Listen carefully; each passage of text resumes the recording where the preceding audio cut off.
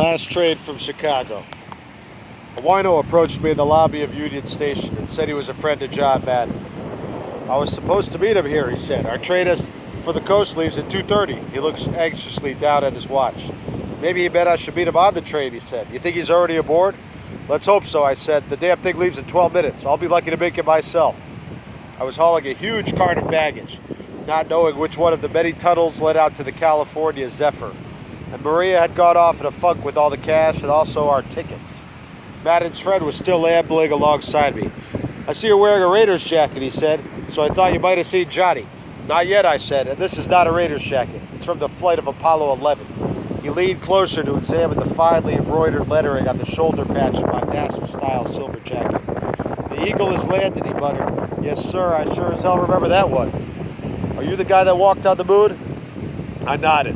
Maria was nowhere in sight, and our train was pulling out in 9 minutes. From some gate that I didn't know and probably couldn't get through anyway, because I had no money or tickets. I eyed Madden's friend with new interest. I knew John in Oakland, I said. What gate are we leaving from? It's number 22, he said. We're late. Let me help you with these bags. He seized the front bar of my luggage cart, a thing about the size of 2 bathtubs, and proceeded to haul it through the crowd at top speed, shouting, Get out of the way, it's John Madden. I followed sheepishly in his wake, but convinced that he would almost certainly get us through gate 22 and safely out of the train. He was, after all, on his way to the coast with Big John. There would be no misunderstanding at the gate, tickets or no tickets. Our train left in 7 minutes. There was no time to check character references. Johnny will be in the club car, said the wino. We have a big suite in the back, but he always goes to the bar. I've traveled with him a lot. That's good, I thought. A wild-eyed man in a red uniform was bearing down on us. Get your hands off that card, he shouted. That's red cap property. Let's have a look at your tickets. I smiled meaningfully at my buddy. He has them, I said. We're with John Madden. This is part of his luggage from the Super Bowl. The Amtrak man laughed. Don't mess with me, he snapped. Do you people have tickets or not? My own memory is vague now on the details of what happened next. It was all in a matter of seconds. My man looked wildly around him, then suddenly bent over and grabbed his stomach with both hands. Call Johnny, he moaned. I'm having another attack. Just then Maria arrived, waving a handful of tickets, and the Amtrak man reluctantly let us through. A real-life red cap suddenly materialized and took control of the luggage cart. Let's hurry it up, he ordered. Get a move on, folks. This train runs on time. We rushed down the platform in a confused babble and arrived at a big cave-like door to our sleeper, the last car on the train, with 30 seconds to spare. I heard whistles from up in front and a roar of steam vents underneath. The Zephyr was pulling out. Many hands lifted our luggage aboard, and within moments we were rolling at speed through the dead old industrial wasteland of what was once the main business district west of Wall Street.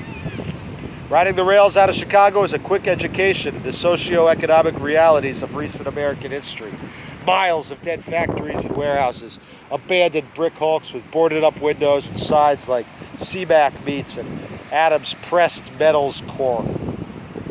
We were just settling into our deluxe bedroom compartment on car number 3530, adjusting the bunks and the shower head and the typewriter table by the big picture window, when I realized that we were, in fact, not alone. There was a ratty old suitcase in the room that I didn't recognize, and also another person. It was Madden's friend. He'd moved smoothly into the car and pulled the curtain closed behind him. Jesus Christ, man, he said as he sat down at the end of the bunk. You sure as hell travel heavy. I thought we'd never get all this stuff aboard. Where's Johnny? I asked him. Don't worry, he said, lighting up one of my Dunhills. I'll find him. Just let me sit here for a minute, or at least until they take up the tickets.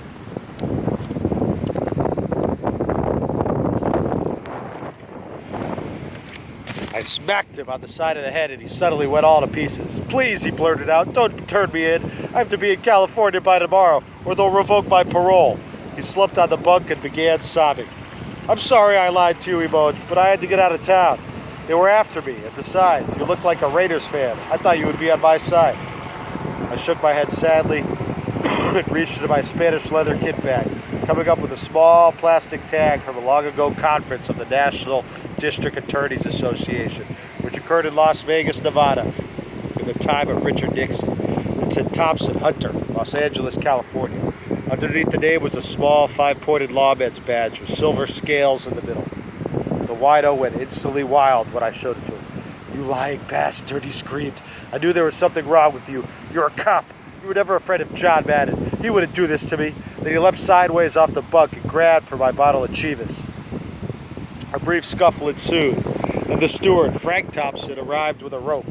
I had no choice. We had him taken off forcibly by railroad dicks in Naperville, still cursing me for betraying what he called the spirit of the Raiders.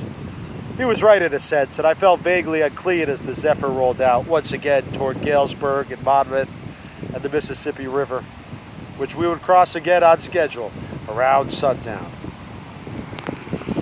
February 3rd, 1986.